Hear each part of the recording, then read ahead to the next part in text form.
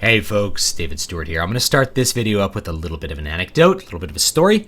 I was at the arcade in Disneyland a couple years ago, and yes, Disneyland does have an arcade, and yes, I used to go to it. I was an annual pass holder when I lived in LA, and I'm there with my niece, and she wants to play some video games or something, so I'm like, yeah, let's play some video games. I really love playing old arcade games, so I go get the tokens, put in the money with the little machine, out come the tokens, just like when I was a kid, and I start putting in some coins into a machine for her to play on, and she dies, like, immediately. It was like asteroids or something like that. So she explodes, and she's like, I suck at this. I'm bad at this game. And she walks away from the machine. I'm like, well, you just tried once. You don't know if you're going to be good at it yet. How can you know if you're going to be good at something if you've only tried it one time? And she's like, no, I don't want to try it. And we had like 4 more credits. I'm like, well, at least play the rest of the lives. So, you have 4 more lives that you can die with. And she's like, no, you play it. So I played it. And then we went over to like the Fix It Felix machine, which is like from Wreck-It Ralph, the movie. They actually turned it into a little arcade machine. Kind of fun. And she does the same thing. Like she's not immediately successful at that. And so she wants to quit. And this is nothing to say against her. She was 8 at the time, right? So I'm not expecting that much from an 8-year-old. But it's an attitude that I have seen be very pervasive, not in like the millennials, but maybe like the next generation down, the sub-millennials. That generation that's going to come to maturity in the next 10, 12, or 15 years. And I don't know what to call them yet. And of course, this is an anecdote. And of course, my other experiences with kids that age, this is an anecdote. I don't have like the research for this, but this is something that I notice is that these kids are very afraid of failing, and especially of being seen as failures, as being seen failing. To be seen failing is like the real fear. I think it's like a social fear. And so I'm here to say, for anyone, any age that you might be, give yourself permission to fail. Give yourself permission to fail. You will never be able to achieve success without risking failure and probably experiencing a fair bit of failure too. And there's 2 reasons for that. The first one is the first time you try something, you're probably going to suck at it. Even if you have like a lot of natural inborn talent compared to somebody who has the talent and has really practiced and honed their craft, you're going to suck. You're probably not going to work up even to your own standards. But with a little bit of practice and a little bit of hard work, yeah, you can totally raise your skill level and raise what you're capable of doing. So give yourself permission to fail as you learn to succeed in something. And also, you have to risk failure because that's the way that you're going to figure out if something, any sort of discipline or activity or pursuit is really for you, whether you're really going to enjoy it and whether you're really going to be successful at it, or whether you're willing to pay the price of being successful in a particular discipline. Those things have to come through failure and through risk of failure. So be okay being a failure. And the other thing is that people are not judging you as harshly as you think they might be judging you, obviously with some exceptions, as far as failing at something, right? Especially the people who matter to you, your family, your brothers, sisters, your friends, they're not going to think that you're a crappy person because you tried to do something new and you weren't immediately successful at it. It doesn't work that way. People love you for other qualities besides your ability to succeed in a particular discipline. I'll tell another story real quick. And I want you to imagine that you're this. Imagine that you are a placeholder kicker, a place kicker in the NFL, right? And for those of you who are my international viewers, I'm talking about American football, not real football. This is the time when you actually kick the ball in American football with your foot, where the foot hits the ball, and it's the kick. So you placeholder, you kick it, it tries to go through the goalpost, you get 3 points. It's a job that requires, in the NFL, an extreme amount of precision, right? You're expected to do one thing well, which is kick that ball through that goal and win the game, right? And let's say the game's on the line and you kick the ball and you whiff it. It goes wide. That's not all. The next thing that happens is you get a call and you're getting fired. You're out of the NFL. You have been fired from the NFL and your career is over. Are you a failure? Well, you have failed at the task that you were trying to achieve. But think about all those past successes and failures and how they led you up to that point. It's really rare for somebody to be good enough at something they can do it at a professional level, even for a short amount of time. And the NFL is an extreme example of this. It's you have a better chance of winning the lottery than getting into the NFL, even if you have the skill to play football. So the fact that you're able to get into the NFL and operate at a high enough level to maybe earn millions of dollars only to get fired, you're not a failure, right? You've done something incredible, but you have failed at a particular task and you have to own that. It's like, do I still have, I'm kicking these field goals wide.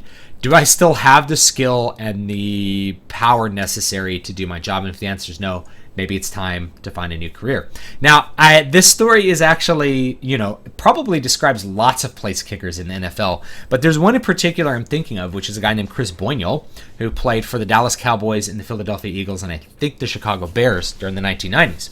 And I know this guy's name because I used to watch the Dallas Cowboys constantly, all the time. My dad was a huge Cowboys fan. He grew up in Dallas, and he was actually a season ticket holder in the quarterback club of the very first season the Dallas Cowboys existed, where they lost every game, and he sat in the end zone, and I think he paid a dime per week, 10 cents per week to go see the Dallas Cowboys play. So I used to watch the Cowboys with him when he was alive, like all the time. And I'm not a big sports fan, but he loved the Cowboys, so I knew a lot about him. And there was this place kicker, Chris Boynell, and he was really, really good at the time. And when the Dallas Cowboys offense just couldn't seem to get in the end zone, he won games by kicking field goals. He kicked so many field goals that his value went up, and he ended up going to the Eagles and making like millions of dollars. But then the Eagles fired him because he missed too many field goals, and then he played on the Bears, and I think that's where he got fired for the last time. It's like he missed like 4 field goals in a row or something, and they're like, that's it, you're out, you're fired. And I think he wasn't even 30 yet when he retired from the NFL, when he decided that he wasn't going to do this anymore. No one wanted to hire him to do it anymore. And I think he became a math teacher. You can fact check me on this. I think he became a math teacher. And so I can imagine a lot of people that are haters seeing that story and going and meeting Chris Boynell as like their high school math teacher and being like, what a worthless guy to just kind of like fail at the NFL. And that attitude, that seeing a person who has done something and risked a lot and failed at it and thinking less of them, is an attitude that reflects the inner self and the inner fear of failure. What I see, if I were to have a math teacher that played in the NFL, like, this guy's amazing. He actually played in the NFL. This guy was one of the best in the world at what he did. What a cool thing that I get to have him as a math teacher, rather than, oh, he's washed up or something like that, to be washed up at the age of 30. Listen, there's some professions where you can only do them for so long. And you have to retire because your body ages. You can't do it anymore. Your mind's not as sharp. You can't see as well, whatever it's going to be. There's certain professions that you don't get to do for your entire life, and football is one of them. There's no shame in having succeeded at the highest level and then having fallen from that. And once you're at the max, you can only go down. So the failure is inevitable at a certain point, especially once you've achieved a large amount of success. It's really, really hard to hold on to that success, and it's really easy to lose what you have. So you have to keep that in mind too, is that when you finally find that success, it's like from the Patton movie, all glory is fleeting. And you have to keep that in mind. So failure, you got to risk it on two sides. You got to risk it in order to achieve the success, and you have to risk it once you achieve the success, and you have to know it's going to happen to you once you have done something great, is that eventually failure happens to all of us, and there's no shame in failure. And those people who would shame you for failure are not people that you need to have in your life. And those are also people that are not probably going to have a lot of success themselves in life, simply because they are reflecting that fear of failure. So give yourself permission to fail. Now, my advice is, let's say you want to take up guitar, right? There's a lot of guitar videos on this channel. And I've seen so many people say this is like, man, I wish I could play like you. Or they see someone else who's really much better than me, like Steve Vai play, and they're like, oh, I'll never be as good as Steve Vai. I'm like, well, you gotta try, because the big difference between you and him is that he's been doing it for like 45 years, right? Maybe he has a lot of inborn talent, but that's a hell of a lot of practice too. So give yourself permission to try. Now, if you go in and you try it, you practice your butt off for like a year, and you're just not really getting any better, maybe it's time to move on and find something else that you can be really successful at. But you're not going to know that you're good at something until you have failed at it enough times to realize that you're never going to get to the level that you really want to get to. Likewise, at a certain point, sometimes you can decide that the price of success in something is not what you want. And so you've risked the failure. Maybe you achieve success, but you decided, I don't want to do this. So that's kind of my a bit of my relationship with music is like, yeah, I can make a living playing music, but the cost to me of making a living playing music is not one that I really want to pay right now. I really want to do something else. I want to be a writer. Writing is what I want to do right now. So sometimes even when you're successful at something, you kind of feel like a failure because it's not something that you really want to pay the price of being successful in. And that goes for anything too. If you guys want to be professional athletes, there's a big price to pay on your body. Your body's going to be definitely like worn out at the end of that endeavor. And it's just, you got to go into it with your eyes open, and that goes for anything. So please give yourself permission to fail. Don't be afraid to try new things, but really try them. I feel like the next generation that's coming up is really afraid to try, and I gotta just kind of like coax them. I gotta be like, please, please, please try. No, it's good. It's great. It's great considering you've only played for a day, just to get them to try. And maybe that's part of that self-esteem trap. Maybe there's a lot of us that are falling into the self-esteem trap of looking at our value as a function of what we do. Where like, I've done well, I feel good about myself. And then you do poorly, like, I've done poorly, I feel bad about myself. And just sort of disconnect your self-identity from what you're attempting to do. If you want to train for an Ironman triathlon, which is like a really, really intense competition that I certainly couldn't perform, and you're able to achieve that, just completing the race to me is a huge success, not winning it, right? Winning it is, I mean, God, the winning it would be insane, but like just being able to complete a race like that would be a huge success. And I don't think anyone would say you're a failure if you got second place in like Ironman World Championships. They'd be like, my God, what an incredible high level you're performing at. Likewise, you may start that endeavor and decide, well, I don't want to do the training that's required to complete an Ironman triathlon. So I will choose to do something else that I think I'll have better success at.